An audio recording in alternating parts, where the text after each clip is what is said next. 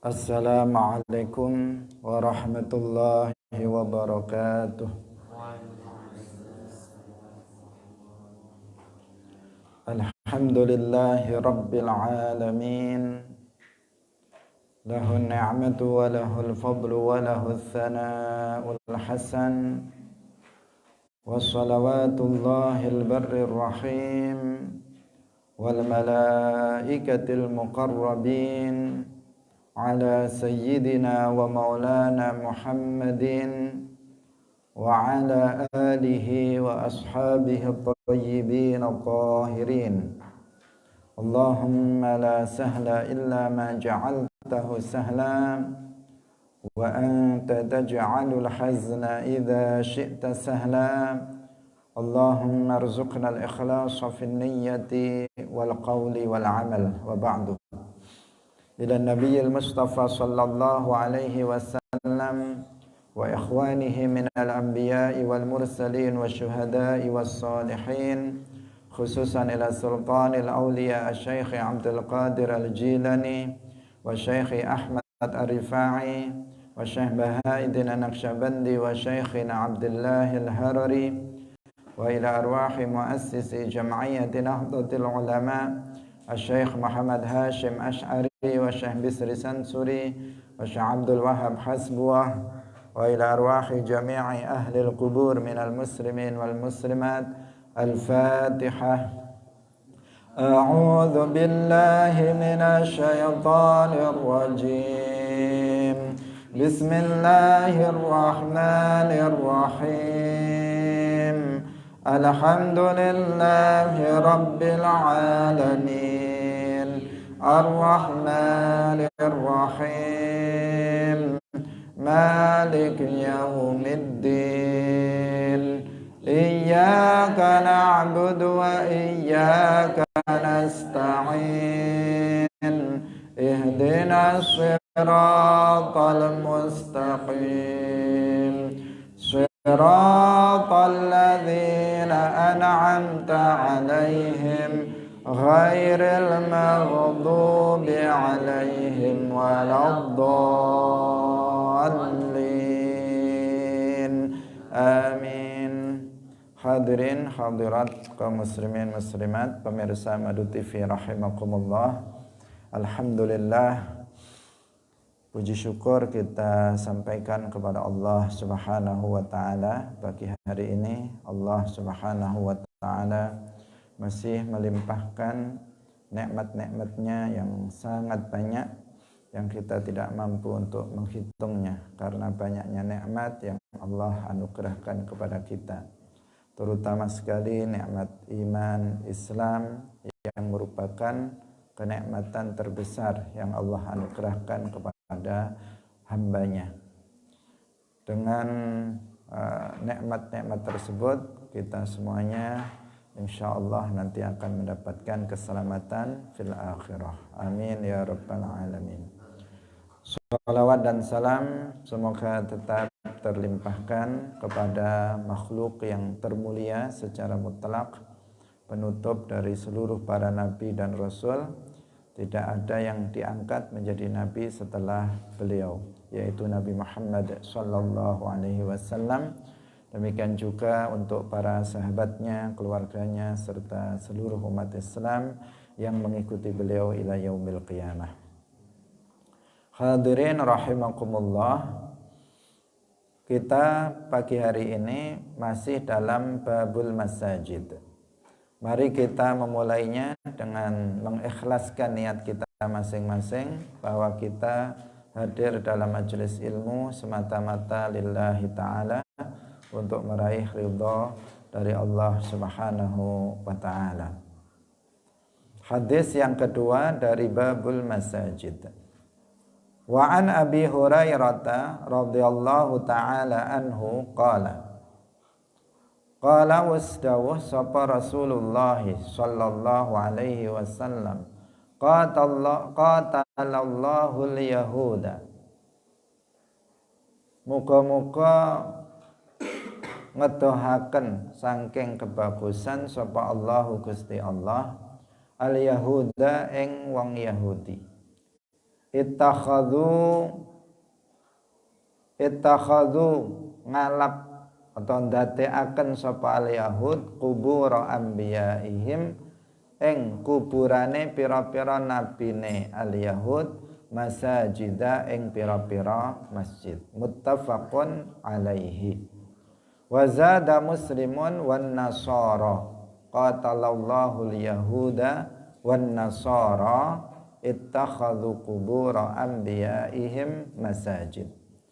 Walahuma lan ketuwe karone Bukhari lan Muslim min hadis Aisyah saking hadis Aisyah kanu idza matu fihim kanu ana sapa al yahud wan nasara idza mata tatkalane mati fihim ing dalem al yahud wan nasara sapa ar-rajulu wong lanang as-salihu kang saleh banau mongko bangun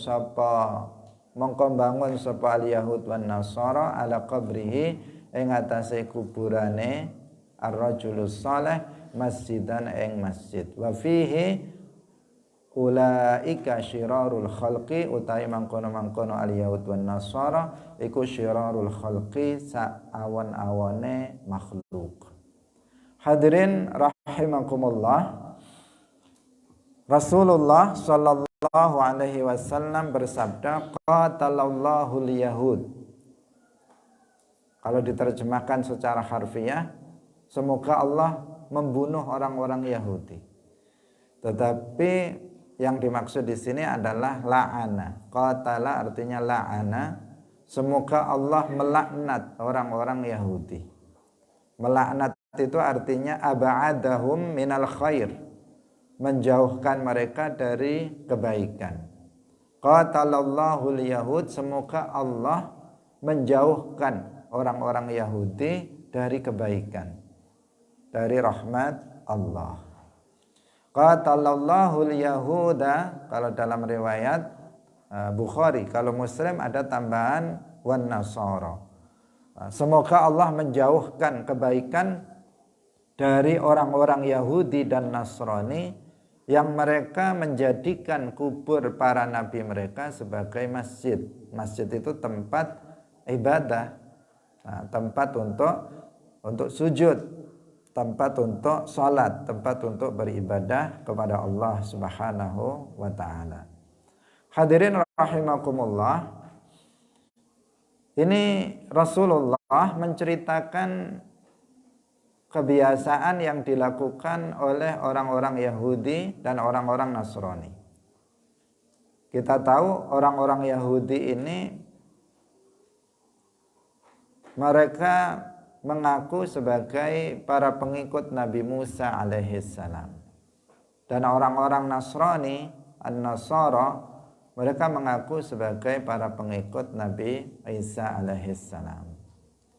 Tetapi apa yang mereka yakini dan apa yang mereka lakukan itu bertolak belakang dengan apa yang diajarkan oleh Nabi Musa alaihissalam maupun oleh Nabi Isa alaihissalam. Karena memang mereka sudah menyelewengkan akidah dan ajaran Nabi Musa dan Nabi Isa alaihissalam. Al-Yahud pada masa Nabi Musa mereka adalah orang-orang Islam. An-Nasara pada masa Nabi Isa mereka adalah orang-orang Islam. Karena Al-Yahud maupun An-Nasara pada awalnya dia bukan nama sebuah agama. Dia bukan nama sebuah agama. Nabi Musa tidak pernah mengajarkan agama Yahudi sebagaimana diyakini oleh orang-orang Yahudi sekarang. Nabi Isa alaihissalam juga tidak pernah mengajarkan akidah Nasrani seperti yang diyakini oleh orang Nasrani sekarang. Gak pernah sama sekali mengajarkan hal yang seperti itu, karena seluruh para nabi, mulai dari Nabi Adam sebagai nabi dan rasul yang pertama, sampai dengan Nabi Muhammad sebagai nabi dan rasul yang terakhir, semuanya agamanya sama, yaitu Islam. Karena memang Islam adalah satu-satunya agama yang benar, maka nggak mungkin ada nabi yang memeluk selain Islam. Agama yang benar hanya satu, yaitu Islam. Maka nggak mungkin ada nabi yang memeluk selain Islam. Dalam Al-Quran disebutkan, Inna dina indallahil Islam. Wa man yabtaghi ghairal islami dinan falan yuqbala minhu wa huwa fil akhirati minal khasirin. Sesungguhnya agama yang benar yang diridhai oleh Allah itu hanyalah Islam. Barang siapa yang mencari agama untuk dipeluk selain Islam, maka di akhirat dia termasuk orang-orang yang merugi. Hadirin rahimakumullah, dalam hadis juga disebutkan al-anbiya'u ikhwatun li'alla dinuhum wahid wa ummahatuhum syatta. Nah, sesungguhnya para nabi seluruhnya itu diibaratkan saudara satu bapak beda ibu. Bagaimana penjelasannya? Agamanya satu, bapaknya satu, maknanya agamanya itu satu, yaitu Islam. Wa ummahatuhum ay syara'i'uhum, syariat-syariat mereka itu mukhtalifah, berbeda-beda. Nah, itu agama seluruh para nabi Islam. Maka Nabi Musa alaihissalam juga mengajarkan agama Islam. Nabi Isa alaihissalam juga mengajarkan agama Islam. Nah, orang-orang Yahudi di masa Nabi Musa itu Muslim, mereka agamanya Islam. Karena Yahudi itu dulu bukan nama sebuah agama. Belakangan kemudian berubah menjadi nama agama. Dulu itu hanyalah sebuah laqab, sebuah laqab. Laqab itu julukan untuk orang-orang Islam pengikut Nabi Musa alaihissalam. Ketika Nabi Musa alaihissalam meninggalkan umatnya untuk mengambil kitab Taurat yang dijanjikan oleh Allah Subhanahu wa taala, kemudian umat Islam yang ditinggalkan oleh beliau itu terpengaruh oleh Musa Samiri yang kafir, di mana dia membuat patung anak sapi yang kemudian dia bisa berbicara dan diklaim bahwa itu adalah Tuhan. Maka seluruhnya kemudian menyembah patung anak sapi ini.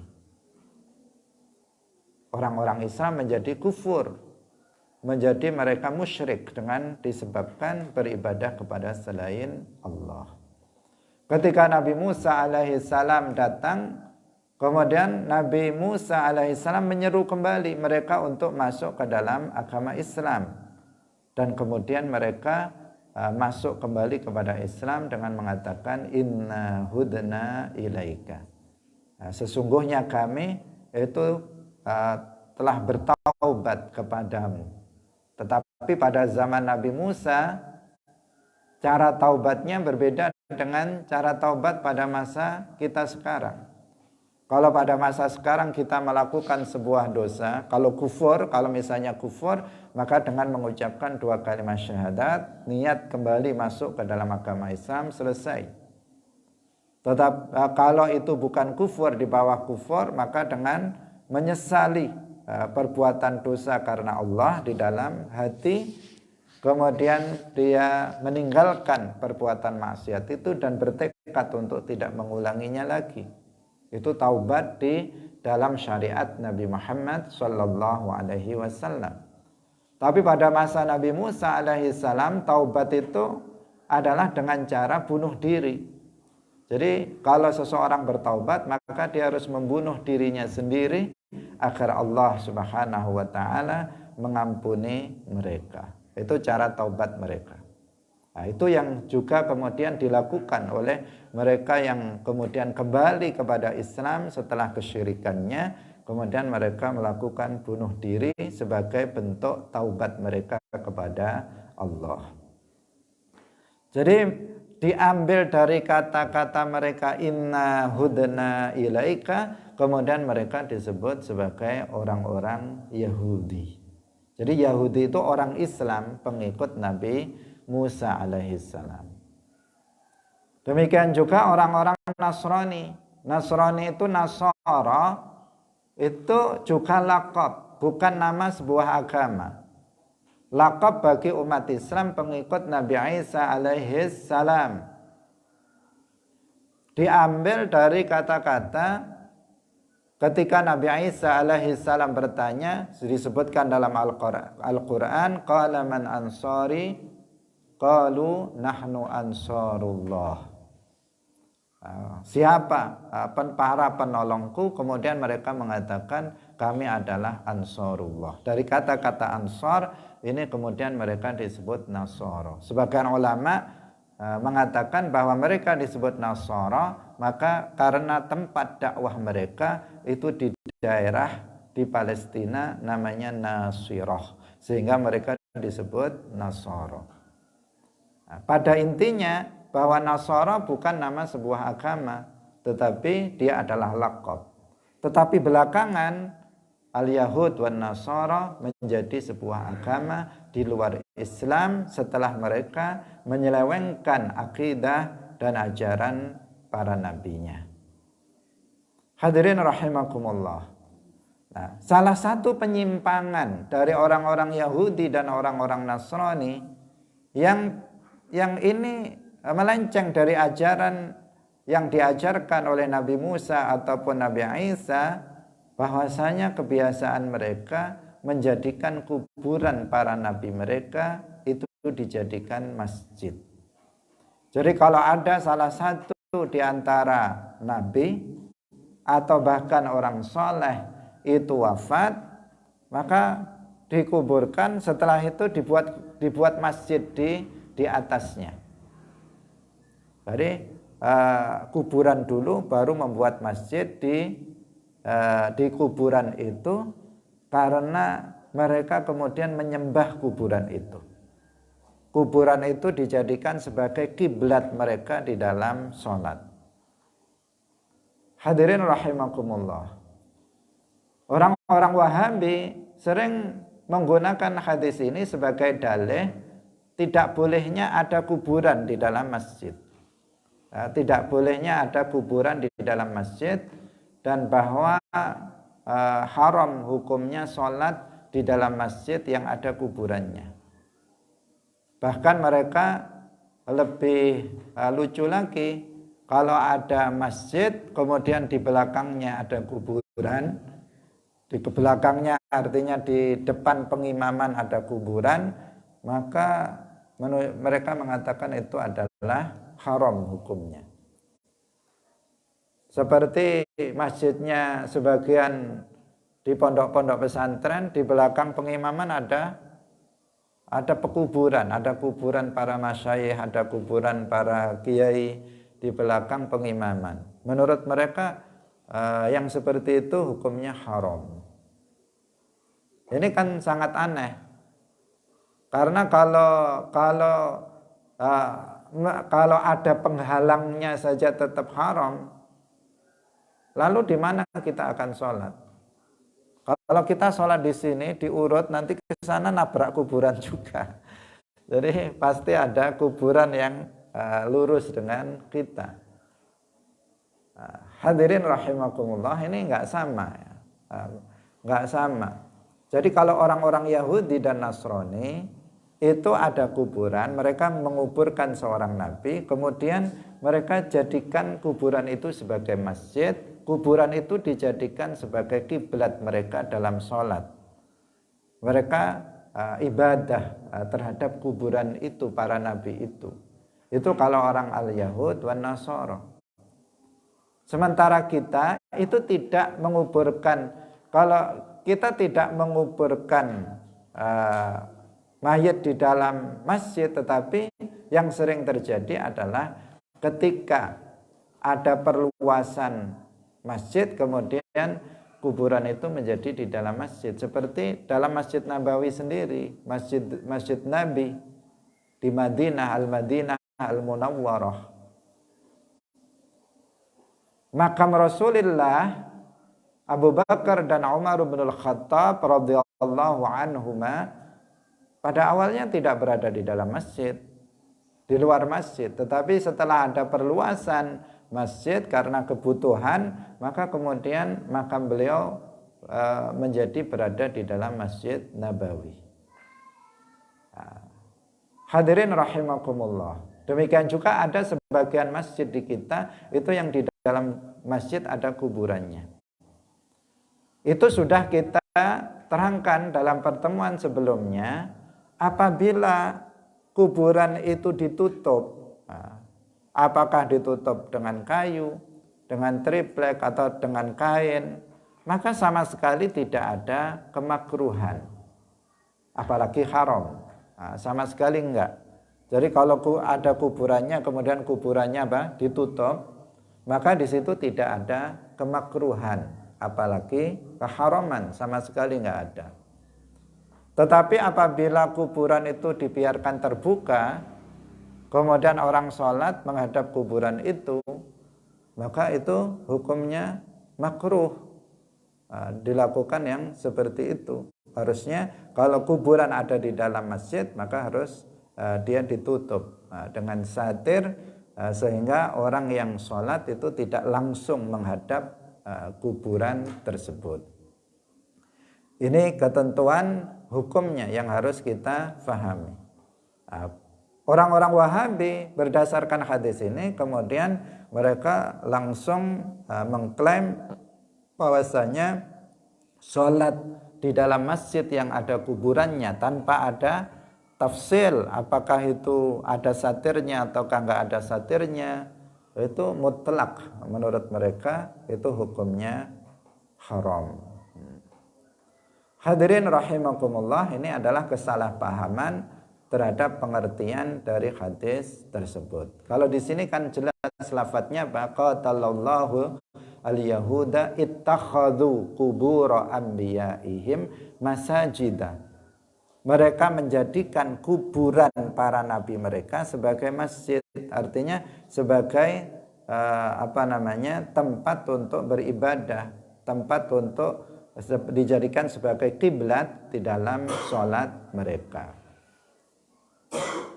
Hadirin rahimakumullah, sering memang orang-orang Wahabi ini salah faham di dalam memahami hadis-hadis Rasulullah Shallallahu Alaihi Wasallam. Kenapa? Ya karena mereka mengambil dan memahami hadis tidak secara talaqi, musyafahah dari gurunya ke gurunya sampai kepada Rasulullah Shallallahu Alaihi Wasallam. Sering sekali mereka memahami hadis-hadis Nabi itu secara sepihak. Secara sepihak itu mengambil sebagian hadis dan kemudian mengabaikan hadis yang lain. Padahal hadis-hadis Nabi seluruhnya itu harus dipahami secara menyeluruh. Dan orang yang bisa memahami hadis-hadis Nabi secara menyeluruh adalah orang yang hafal ratusan ribu hadis. Hadis itu kan perkataan, perbuatan, dan persetujuan Nabi. Perkataan Nabi saja jumlahnya ribuan. Belum perbuatannya, belum ikrar atau persetujuan Nabi terhadap perbuatan para sahabat. Tentu jumlahnya sangat banyak. Kalau kemudian memahami suatu masalah dengan hanya satu hadis, kemudian tidak nengok pada hadis yang lain, jadinya seperti orang Wahabi. Ketika mereka mengatakan setiap bid'ah itu sesat, hanya pakai satu hadis saja, sementara hadis-hadis yang lain yang menerangkan bahwa ada bid'ah hasanah dan sayyi'ah sama sekali tidak ditolak. Akibatnya apa? Akibatnya kemudian mereka membid'ahkan amaliyah yang dilakukan oleh umat Islam dan menganggapnya sebagai bid'ah sesat. Ini juga demikian, kasusnya sering terjadi. Mereka dalam memahami hadis itu dipahami secara sepihak.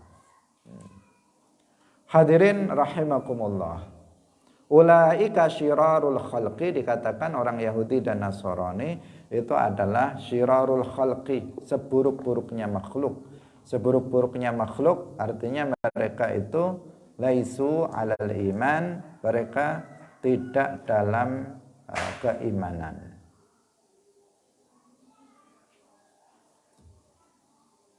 Hadirin rahimakumullah, kita lanjutkan pada hadis berikutnya. Wa an Abi Hurairah radhiyallahu taala anhu qala ba'atha ngutus sapa utawa ngirim sapa Nabi Kanjeng Nabi sallallahu alaihi wasallam khailan ing jaran, maksudnya pasukan berkuda. Fajaat nuli teka sapa khail birajulin kelawan wong lanang, farabatuhu nuli naleni sapa khail ing rajul bisariyatin ing dalem cagak min sawaril masjidi saking pira-pira cagake masjid. Al hadis muttafaqun alaih. Abu Hurairah radhiyallahu anhu berkata, Nabi sallallahu alaihi wasallam mengirimkan pasukan berkuda dalam peperangan, dalam sebuah peperangan. Kemudian pasukan itu pulang datang dengan membawa seorang laki-laki. Maksudnya seorang laki-laki sebagai tawanan perang, orang kafir. Orang kafir tawanan perang. Karena kalau ada peperangan antara orang Islam dan orang kafir, kemudian orang kafir kalah, kemudian yang hidup itu ditawan sebagai tawanan, yang kemudian mereka akan dibagi-bagikan di antara umat Islam untuk dijadikan sebagai budak, dengan ketentuan-ketentuan tertentu. Nah, ini diceritakan ketika pulang, kemudian membawa seorang laki-laki kafir yang ditangkap dalam peperangan itu. Kemudian budak ini atau laki-laki yang kafir ini diikat di dalam salah satu tiang di dalam masjid. Nah, hadirin rahimakumullah, ini menunjukkan apa? Ini menunjukkan bahwa mengikat, secara zahirnya dulu makna dari hadis ini, bahwa mengikat budak atau mengikat tawanan, ya, karena tadi belum jadi budak, masih ditawan dulu. Mengikat tawanan di dalam masjid meskipun dia kafir itu boleh. Nah, meskipun dia kafir itu boleh, karena tadi dilakukan. Tawanan itu jelasnya kafir karena dia ditangkap dalam sebuah peperangan antara umat Islam dan orang kafir. Kemudian ditawan, dimasukkan, ditangkap dan diikat di dalam masjid. Berarti mengikat orang kafir, tawanan perang, bukan orang kafir secara umum, ya. Ini apabila tawanan di dalam masjid, maka itu hukumnya adalah boleh. Nah, kalau begitu berarti orang kafir boleh masuk ke dalam masjid. Nah, ini yang ingin disampaikan terkait hukum fikih tentang hadis ini. Bahwa orang kafir itu boleh masuk ke dalam masjid. Tentu saja dengan syarat ya suci badannya. Artinya kakinya itu suci. Kalau kakinya nanti ada najisnya, jadinya menajisi masjid atau mengotori masjid, itu nggak boleh. Kalau misalnya orang kafir itu bersih, suci kakinya, kemudian dia masuk ke dalam masjid, itu dalam hukum Islam tidak apa-apa. Karena sekarang banyak masjid itu yang dijadikan sebagai tempat wisata. Ini yang juga di akhir zaman ini macam-macam, ya. Jadi masjid bukan hanya digunakan untuk sholat, tetapi dijadikan sebagai tempat wisata. Di Indonesia saja sudah banyak masjid yang kemudian dibangun tujuannya untuk sebagai tempat wisata. Nah, yang baru-baru ini misalnya ada di Solo, ada di beberapa tempat dibangun dengan semegah mungkin, tujuannya agar orang itu datang untuk berwisata di sana. Nah, tentunya yang berwisata itu kemudian bukan hanya orang Islam, orang kafir pun pengen lihat, bahkan pengen masuk. Bahkan Masjid Istiqlal ada presiden Amerika pernah datang kemudian masuk ke dalam Masjid Istiqlal, padahal dia orang kafir. Bagaimana hukumnya? Hukumnya boleh, boleh asalkan tadi apa? Ya dia suci, kakinya itu yang menginjak lantai itu apa? Suci. Adapun makna ayat Al-Quran yang menyebutkan innamal musyrikuna najasun, bahwa orang-orang musyrik itu najis akidahnya. Najis akidahnya menurut sebagian ulama, atau bahwa orang-orang musyrik itu harus dijauhi sebagaimana kita menjauhi najis. Artinya jangan terlalu dekat dengan mereka, tetapi jauhilah mereka seperti kita menjauhi najis. Itu makna innamal musyrikuna najasun. Bukan artinya bahwa orang-orang kafir atau orang-orang musyrik itu badannya najis. Artinya tidak seperti itu. Sebagaimana dipahami oleh sebuah kelompok di Indonesia ada dulu, itu yang apabila ada orang kafir masuk ke dalam masjid mereka, maka kemudian masjid atau musholanya itu dipel lagi, disucikan lagi, karena dianggap diinjak oleh orang kafir dan orang kafir itu najis, maka harus disucikan lagi. Lebih parah lagi, kelompok ini menuduh bahwa orang yang di luar kelompok mereka itu kafir meskipun mengucapkan 2 kalimat syahadat. Bahkan menuduh kita umat Islam, mayoritas umat Islam itu kita dianggap sebagai orang-orang kafir. Kalau kita masuk ke dalam masjid mereka, kita orang Islam masuk, tetapi mereka menuduh kita kafir. Ketika kita masuk ke dalam masjid mereka, kemudian masjidnya dipel lagi, disucikan lagi, karena dianggap diinjak oleh orang kafir yang najis. Kalau misalnya mereka menjemur pakaian kemudian kita sentuh pakaiannya, maka dicuci lagi pakaiannya. Karena apa? Karena mereka menuduh kita itu kafir dan orang kafir itu najis berdasarkan ayat innamal musyrikuna najasun. Padahal semua para ulama tafsir itu tidak ada yang mengartikan bahwa badannya orang kafir itu najis. Kalau badannya kena kencing atau tai ya najis, bukan karena orangnya yang najis. Hadirin rahimakumullah, di dalam Al-Quran sudah disebutkan walaqad karramna bani Adam. Maka manusia ini dia suci, bahkan bangkainya pun suci, seperti yang sudah kita jelaskan. Ketika ada manusia mati, maka bangkainya itu suci, mayatnya itu suci, tidak menjadi najis.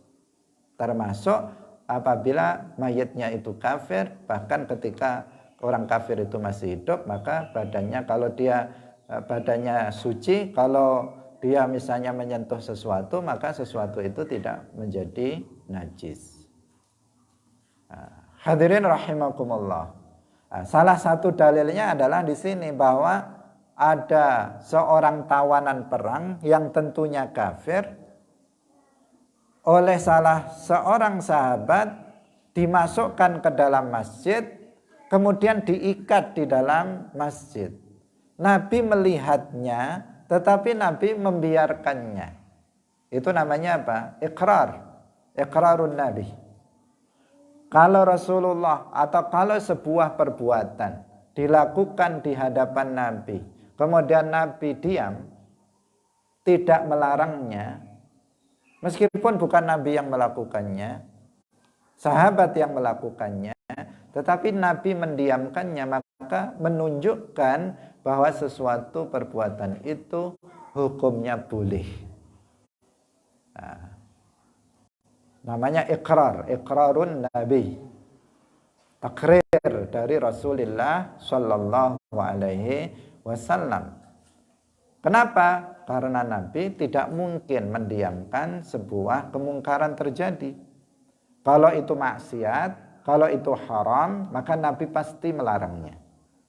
Nah, ketika Nabi mengetahuinya dan tidak melarang, maka menunjukkan hal itu diperbolehkan. Seperti misalnya memakan binatang dhab. Ini sering dicontohkan dalam ilmu hadis, dalam mustalahul hadis.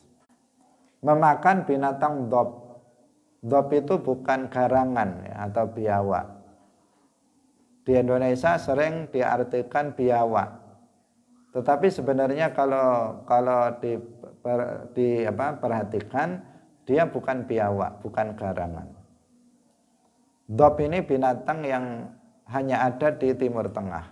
Memang mirip dengan garangan atau biawak itu, tetapi nggak sama. Nah, suatu ketika ada sebagian sahabat di hadapan Nabi memakan daging binatang dhab. Rasulullah tidak memakannya, tetapi Rasulullah melihatnya dan Rasulullah tidak melarangnya. Maka itu menunjukkan bahwa memakan daging dhab itu hukumnya boleh. Nah, ini juga sama. Bukan Nabi yang mengikat orang kafir ini di dalam masjid, tawanan orang kafir ini di dalam masjid, tetapi sahabat yang memasukkan ke dalam masjid dan mengikatnya.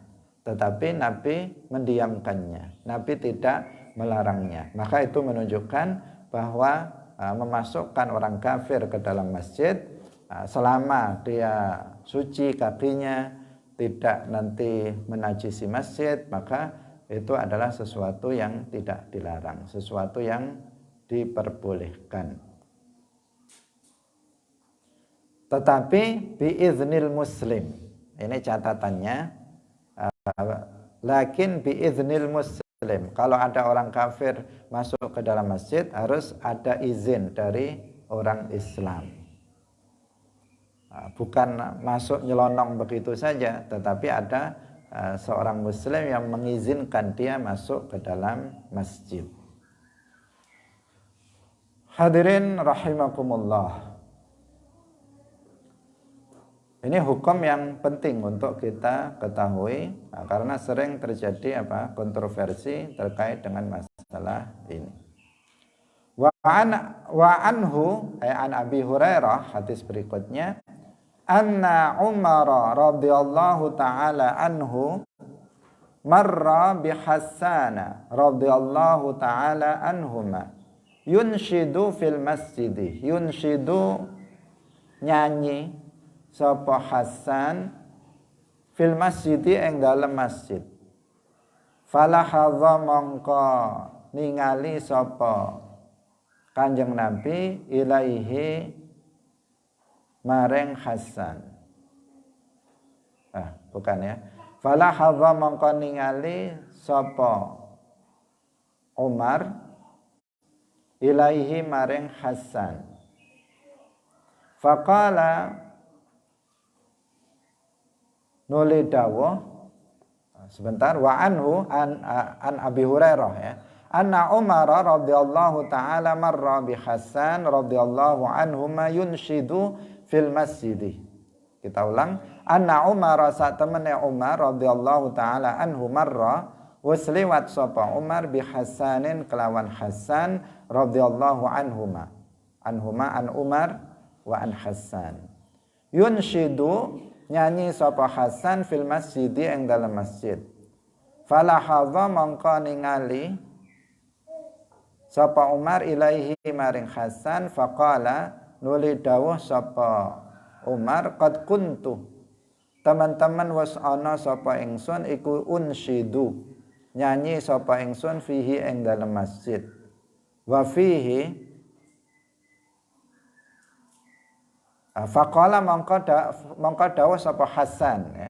Yang kedua, faqala mongko dawuh sapa Hasan qad kuntu teman-teman was ana sapa ingsun iku unsyidu nyanyi sapa ingsun fihi ing dalam masjid wa fihi lan iku ing dalam masjid iku man utawi wa fihi lan iku ing dalam masjid man utawi wong huwa kang utawi man iku khairun luweh bagus mingka tinimbang sangking sira muttafaqun alaihi. Jadi suatu ketika ada Umar dan Hasan. Umar masuk ke dalam masjid, kemudian lewat di dalam masjid, kemudian di situ ada Hasan yang sedang nyanyi di dalam masjid. Kemudian Umar melihatnya, fala khadha ilaihi. Seakan-akan Umar itu mengingkari apa yang dilakukan oleh Hasan tersebut. Dalam masjid kok nyanyi, ya, seakan-akan. Tapi Umar hanya memandang saja, kok aneh dalam masjid kok nyanyi-nyanyi. Tetapi nyanyinya di sini bukan nyanyi dangdut atau nyanyi rock dan sebagainya, tetapi sesuatu nyanyian yang baik. Kemudian ketika dipandang oleh Umar seperti itu, Hasan tahu bahwa Umar ini seakan-akan terheran-heran dan seakan-akan mengingkari apa yang beliau lakukan. Faqala, kemudian Hasan mengatakan, dulu aku juga pernah nyanyi pada masa Rasulullah, itu aku pernah nyanyi. Nyanyinya itu yang dimaksud adalah apa? Memuji-muji Nabi, nyanyian yang isinya pujian terhadap Nabi. Nyanyian atau kalau sekarang ya membaca nasyid, ya, membaca nasyid yang isinya adalah pujian terhadap Nabi. Dan di dalam masjid itu ada orang yang lebih mulia dari engkau wahai Umar, maksudnya ada Rasulullah. Jadi Hasan membaca nasyid, menyanyikan sebuah lagu pujian terhadap Nabi di dalam masjid, dan Nabi ada di dalam masjid itu. Nabi tidak mengingkarinya. Ini kok kayaknya Umar mengingkarinya. Makanya dijelaskan, Nabi, saya melakukan hal yang sama di zaman Nabi, Nabi melihat dan Nabi tidak mengingkarinya. Seakan-akan mengatakan, kenapa kamu kok heran dan mengingkari apa yang aku lakukan, sementara Nabi itu membiarkan. Hadirin rahimakumullah, ini menunjukkan kalau ada seseorang misalnya mengadakan peringatan Maulid Nabi, seperti yang sering dilakukan Maulid Nabi di dalam masjid. Kemudian ada yang pakai terbang membaca sholawat, atau pakai rebana, kemudian membaca sholawat Nabi, membaca pujian-pujian terhadap Nabi, maka itu hukumnya boleh. Itu hukumnya boleh meskipun berada di dalam masjid. Meskipun di dalam masjid nggak apa-apa, tidak ada larangan. Ini dilakukan pada masa sahabat, dilakukan juga pada masa Rasulullah Shallallahu Alaihi Wasallam. Tentu saja dengan ketentuan apa? Dengan ketentuan yang nggak boleh mengotori masjid. Kalau perempuan misalnya sedang haid, ya jangan ikut-ikut masuk ke dalam masjid, alasannya mau baca nasyid, ini vokalnya satu-satunya, gagal nanti misalnya kalau nggak ada dia dan seterusnya. Nggak boleh.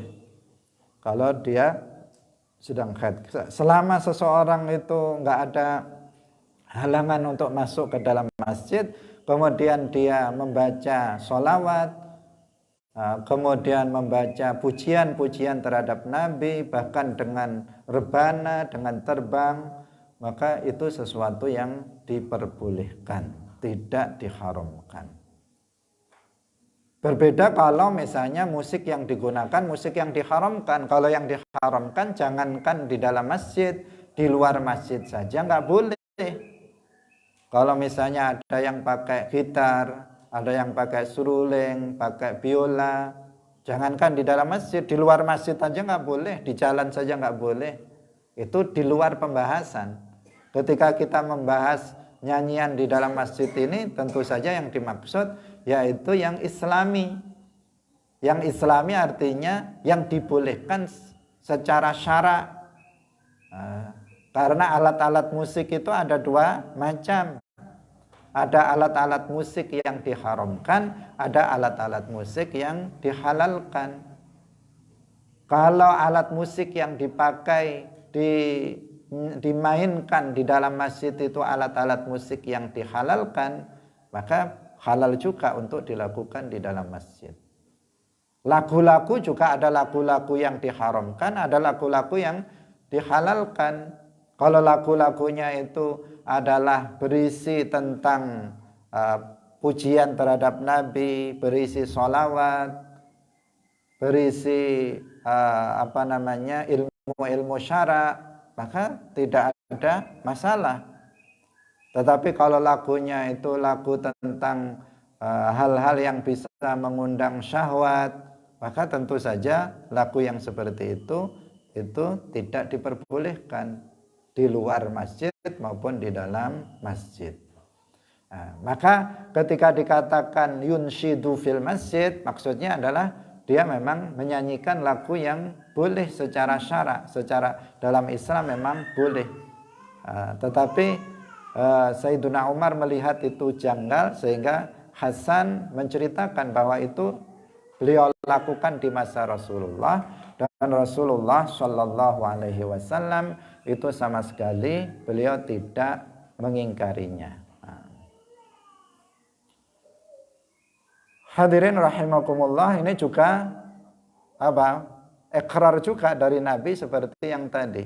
Nabi tidak nyanyi di dalam masjid, tetapi yang menyanyi siapa? Hasan di dalam masjid, dan Nabi mendiamkannya, yang menunjukkan bahwa Rasulullah Shallallahu Alaihi Wasallam itu tidak mengingkarinya, membolehkan apa yang dilakukan tersebut. Dengan tetap tentu saja menjaga adab-adab masjid. Hadirin rahimakumullah, berbicara di dalam masjid juga tidak ada larangan.